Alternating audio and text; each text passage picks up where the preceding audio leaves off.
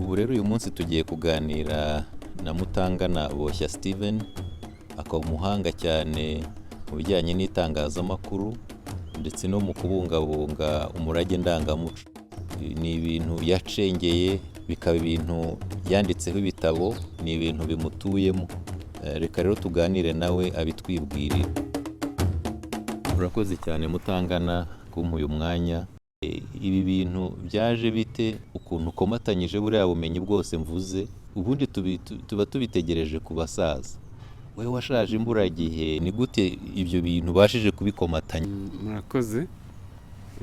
Navuga ko nanjye ahubwo mba nifuza gukomeza kubyiga cyane no kubyigira ku banduta no ku bandusha inararibonye, ariko nk'uko mwarimu bikomojeho nagize amahirwe yo kubyiga, ariko ababyeyi nibo nkomoraho gukunda umuco, gukunda iby'umurage w'u Rwanda, ndetse navuga ko n'iby'itangazamakuru ntibiri kure y'ibyo bantoje, kuko ndibuka ko hari ubwo nagendanaga na data, ndetse no mu gitabo mwabonye nabivuzemo ahantu ko hari ubwo twagendanaga na papa nkiri muto, nkiri mu mashuri abanza, noneho tukagenda, twari dutuye mu cyaro cyiza kirimo ubuzima, kirimo umutima, abantu babana neza, batunze, batunganiwe. Akagira igihe cyo gutembera mu bikuyu, mu nka, akagenda yitegereza, ariko twagera ahantu akavuga ati turuhuke, tukicara cyangwa tukaba duhagaze, akambaza ati ibyo wabonye aho twanyuze hose, ushobora kumbwira bimwe muri ibyo wabonye, wisanzuye mbwira icyo wabonye. Rimwe ntarabimenyera nkabanza kuyoberwa, ariko nkamubwira gusa ati yego, ibyo wabonye nibyo. Ubundi akaba muri icyo gihe yaragiraga ifatabuguzi ry'imvaho, ikinyamakuru cyandikirwaga mu Rwanda, cyari n'icya leta, kandi twari hanze y'u Rwanda, kugira ngo amenye amakuru yo mu Rwanda. Ariko cyaza nubwo aho twari tutigaga mu Kinyarwanda, nemeza ko yagira ngo tumenye no kwiga gusoma Ikinyarwanda, kuko ari rwo rurimi rwacu, akampa nanjye ariko n'abavandimwe tukagira igihe cyo gusoma. Ni ukuvuga ngo nagize notion itangazamakuru ryanditse mu rugo, nkagira na observation, kwitegereza ni iki nabonye, nkaba nakivuga muri make nkibwiye umubyeyi, noneho nyuma nza no kuzabyiga rero muri kaminuza. Ndanabikora mu gihe kitari gito. Noneho tubwire uko waje kugera mu itangazamakuru, n'ukuntu ubwo burere no kuba warakuze utyo byagufashije, niba byaragufashije mu mwuga waje guhitamo. Nibyo byaramfashije. Ubundi ndangije amashuri yisumbuye, nari narize ibijyanye n'indimi, literature, noneho nza kugera muri kaminuza, niga itangazamakuru muri kaminuza y'u Rwanda i Butare. Rero nari mu mfura z'iryo shami ry'itangazamakuru, nabyize imyaka 4. Ariko noneho muri cya gihe twabyigaga, twagiraga igihe cyo gusura ibitangazamakuru byariho, ni ukuvuga radiyo Rwanda, televiziyo y'u Rwanda, ariko tukagira n'igihe cya stage, kwimenyereza umwuga. Hari igihe nakunze cyane, nagize imenyerezamwuga mu gice cy'uburengerazuba, i Gisenyi muri Rubavu, mu ishami rya Orenfort i Gisenyi. Ni nabwo bwa mbere nari ntangiye iyo menyerezamwuga, kandi hari igihe cy'intambara y'abacengezi, ku buryo navuze ko ariho nshaka kujya. Bamwe bavuga se nibwo tutajya i Kigali cyangwa ahandi hatari ibibazo by'umutekano muke byari bimeze nabi cyane. Ariko nyuma yaho iyo ndebye uko byari bimeze icyo gihe n'ubu nibwira ko nahakuye ubumenyi butari ubwo mu ishuri gusa, ahubwo no gutinyuka no kumenya bimwe tubona ngo abandi bo mu mahanga bagiye ngo gutara amakuru mu bihe by'intambara, n'umunyamakuru mu Rwanda ntabwo yabitinya. Navuga ko biri mu bintu byanyunguye ubumenyi no kumenya ko mu mwuga hari ubwo ushobora kuwukora kandi neza mu gihe cy'amahoro no mu gihe igihugu kiri mu bibazo, kandi ugafasha igihugu kugera ku makuru ajyanye n'igihe ariko adakura abantu umutima, abubaka. Noneho nagize n'igihe cyo gukora mu kazi nyine nakoze muri Orenforo guhera muri 2001. Nahereye mu itangazamakuru ryandika, ariko nkanashushanya, kuko iyo nabaga nagiye gutara amakuru twabaga dufite abafotora cyangwa natwe bakaduha ibikoresho, umunyamakuru akifotorera aho yagiye. Ariko nkasanga hari ifoto nshobora kuba ntafite ijyanye n'ibyo nshaka kugaragaza muri iyo nkuru, kugira ngo yafashwe n'ibyuma, ntabwo yafashe ikintu nk'uko nyumva. Akaba ubwo mva aho twagiye gutara inkuru mfite ishusho, ariko nkasanga ntiri muri ya mafoto, nta nubwo nabiterateranya ngo bibyare iyo shusho, noneho njye nkashushanya. Naje kubikomeza rero, ngera igihe cyo gukorera no mu ntara. Hari ya mashami ya Orenforo yitwaga Centre Regional d'Information CRI. Nagize umugisha ubu yari na promotion, ko nitangira nari umunyamakuru usanzwe, hanyuma baza kumpa kuyobora iyo CRI, iryo shami rya Orenforo mu majyepfo. Hari uturere dutatu, Muhanga, Kamonyi na Ruhango. Kugeza muri 2007 ari nabwo naje noneho kuyobora hano mu mujyi wa Kigali. Naho navuga ko ikintu cyiza yenda nahita mvuga muri make ari uko ntangiye muri Kigali, abantu bari bamenyereye inkuru zo mu nama za Meridien, Mille Collines, yari amahoteli. Yego, yarari ba minisitiri. Kuri uyu munsi inama yateranye yiga tatata, ugasanga izo nizo nkuru abantu bamenyereye kuri radiyo na televiziyo no mu binyamakuru. Ariko njye naje kubyumvikanaho n'abankuriye, kuko buri gihe nubwo wavuga ko uyobora iryo shami, ariko amakuru uza gutanga aza guca kuri radiyo Rwanda, kuko icyo gihe noneho twakoreraga radiyo Rwanda cyane, nubwo twanandikaga, ariko noneho ayo makuru yabaga ajya kuri radiyo cyane. Nabyumvikanyeho n'abankuriye, igitekerezo mfite bacyakira neza, ko ubwo abantu bafite ishusho ya Kigali ya Nyarugenge nabwo agace gato, cyangwa Kacyiru hari za minisiteri n'amahoteli, nifuza kubatarira amakuru ajyanye n'icyaro cya Kigali. Barabyemera. Ndibuka ko hari ubwo nabonye n'igihembo cy'umunyamakuru w'umwaka muri Orenforo.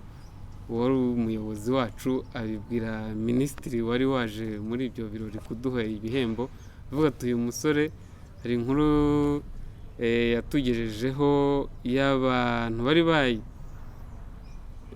bashyingiwe mu rwego rw'ubutegetsi bw'ubuyobozi mu murenge Gikomero.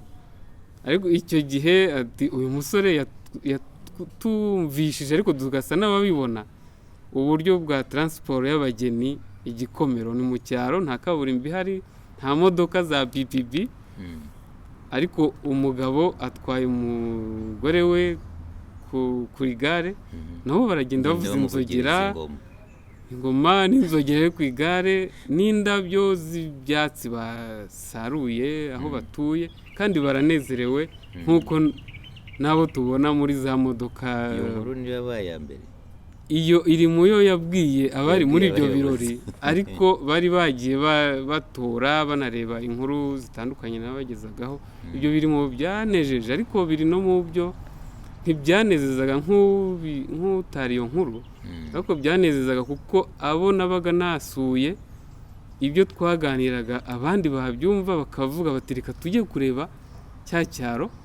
Birumvikana hari n'ibyagaragaraga nk'ibibazo bikwiye kwitabwaho, bakajyayo bakabikemura, nyuma nkazasubirayo bavuga bati radiyo Rwanda yaradufashije byarakemuye. Ni ukuvuga ntabwo nagarukiraga gusa ngo hari ikibazo cyagaragaye, ahubwo nasubiragayo kimaze gukemuka. Ariko ubundi ni nako itangazamakuru riba rikwiye gukora. Sinzi impamvu ridakora ritya hanini ngo biba ari byo biba biri standard. Ntabwo nzi impamvu yabyo. Mu kukinsubiza ariko uzi no kumbwira icyatumye ugira umwihariko wo kuwandika birenze inyandiko yo mu kinyamakuru, noneho ugatangira kujya mu bitabo. Bigusaba umwanya mwinshi cyane, bikuvuna kurushaho, kandi n'ibindi ukabikora, haba wari ukiri muri Orenforo, haba ubwo uri muri minisiteri, ugasanga ubwo bwanditsi bufite umwanya ukomeye cyane mu buzima bwawe. Abantu benshi ntabwo twakumva uburyo ubasha kubikora byose. Si n'ubwanditsi gusa, ngira ngo ugiye kuminuza inshuro nk'ebyiri kuva aho uviriye i Butare. Ibyo bintu byose ubibasha ute?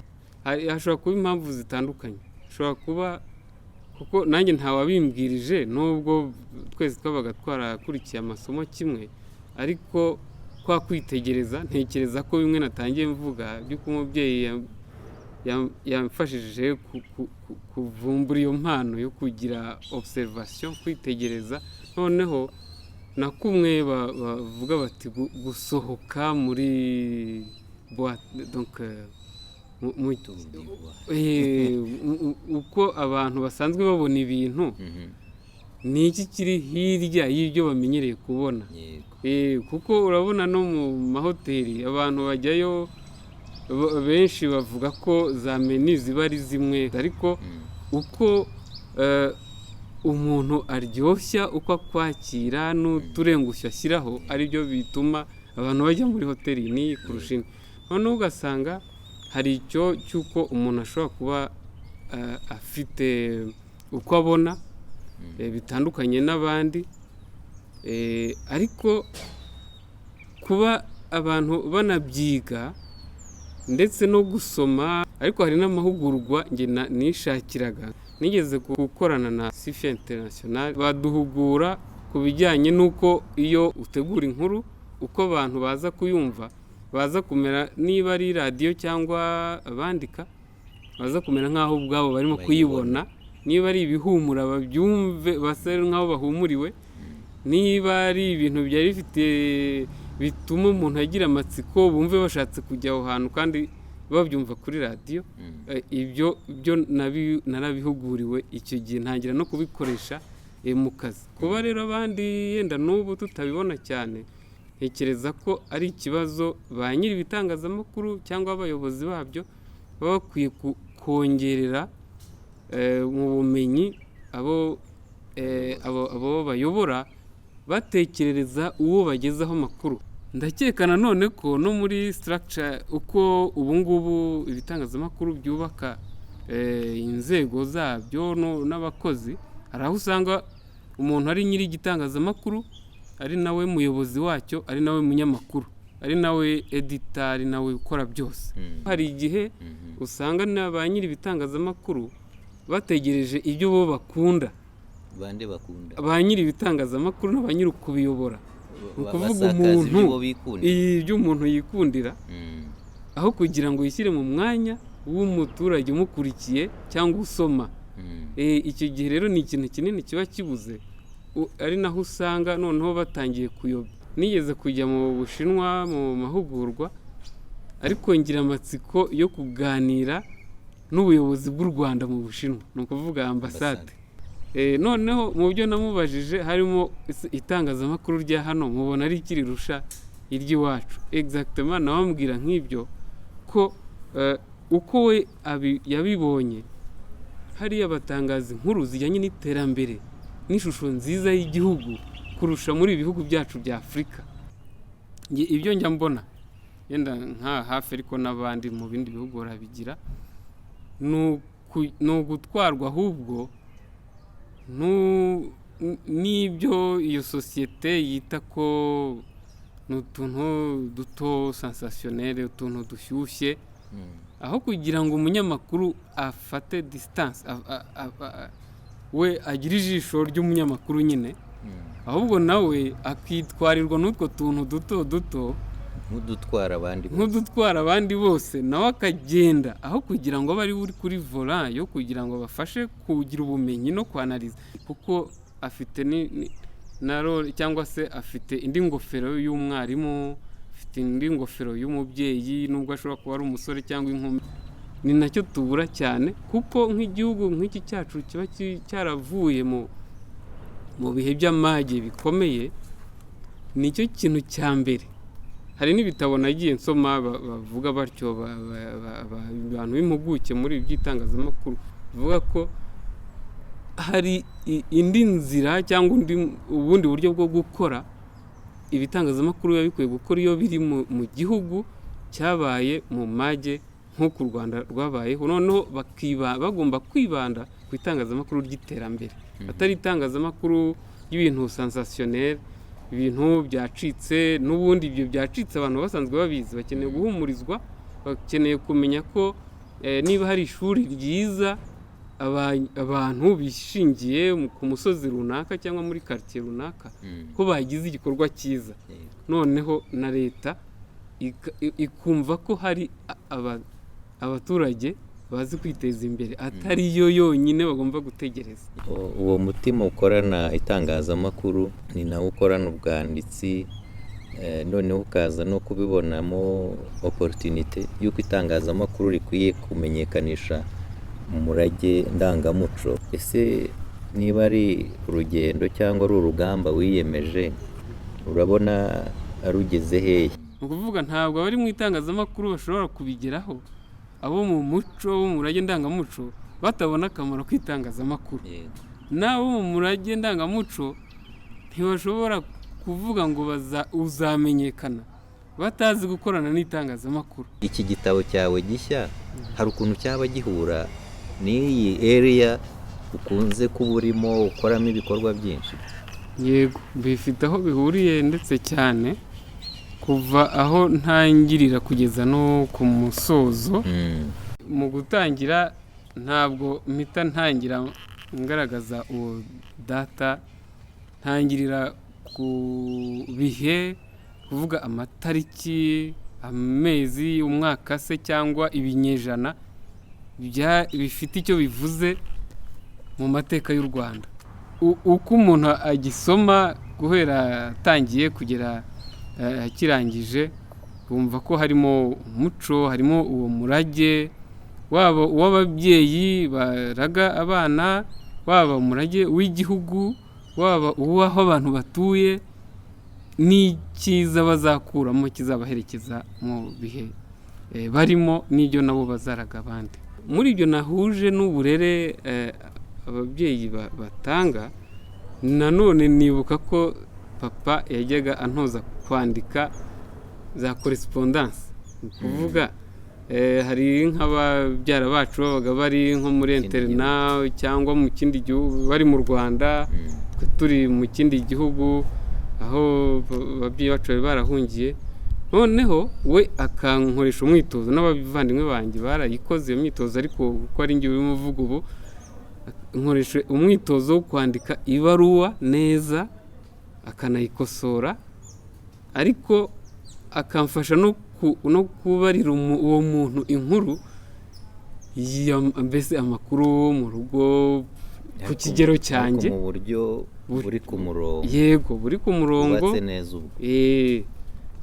kandi ubwo nkiri muto cyane. Ariko noneho mu bijyanye no kwandika zaba inkuru, amartikle, noneho no ku bitabo, navuga ko nabyo byagiye biza buhoro buhoro, kuko nagiye nkunda no gusoma, kuko nasanze umuntu atakwandika adasoma. Ntabwo navuga ko nabanje kubyigaho cyane kugira ngo mbitandukanye n'ibindi, ahubwo ndakeka, ariko yenda nkurikije uko mwambwiye, ubwo ni impano mfite nayo nshaka kuzakomeza kuzamura. kuba umunyamakuru ukabura nandika, uretse kwandika article nk'abanyamakuru bandi gusa, ariko ukabura nandika ibitabo, atari ibitabo bibonetse byose, ahubwo ari ku ngingo zikomeye cyane zijyanye n'amateka, zijyanye na jenoside, zijyanye n'umuco, zijyanye na patrimoine. Ni gute ibyo bintu bashije kubikomata? Ibyo rero bijyanye no kwandika, zaba article zaba n'ibitabo,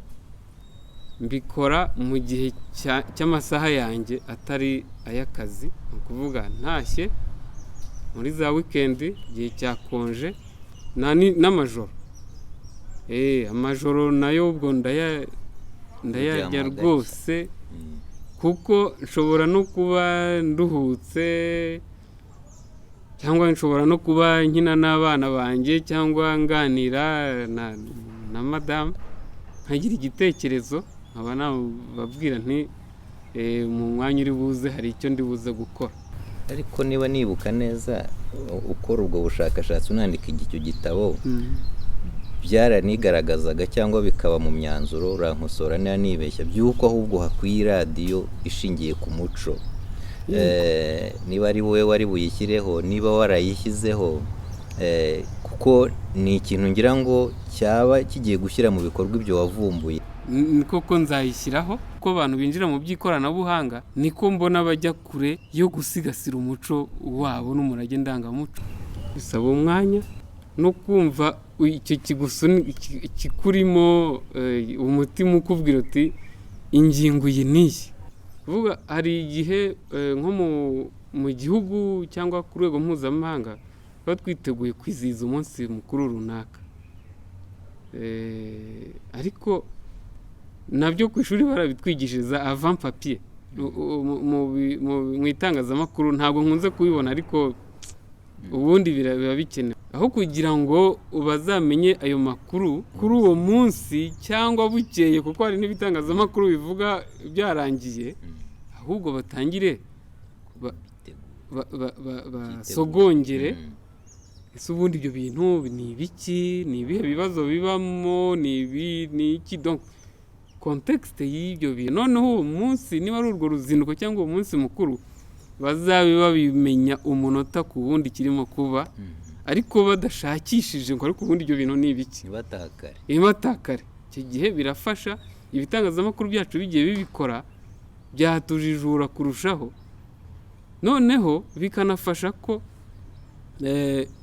niba ari umunsi mukuru, ibyo niba uri umunyamakuru wagiye wizihirijwe mu karere ka Burera, umunsi w'abana, ni umunsi ariko uwo munsi w'umunyafurika niba ufite amateka ku bijyanye na Soweto, abana biciwe muri Afurika y'Epfo, umwana w'umunyarwanda ntaze kubimenya ari uko ushoje inkuru ngo turabibutsa ko uwo munsi gusoma akamenya uko handi bigenda, ndetse ukagira n'icyitegererezo mu bijyanye n'itangazamakuru, kimwe no mu bwanditsi bibaho, no mu buhanzi, no mu n'abandi yenda mu yindi myuga nabyo bibaho, ko ugira umuntu w'icyitegererezo, ukagira umuntu wandika neza, ukagira style runaka.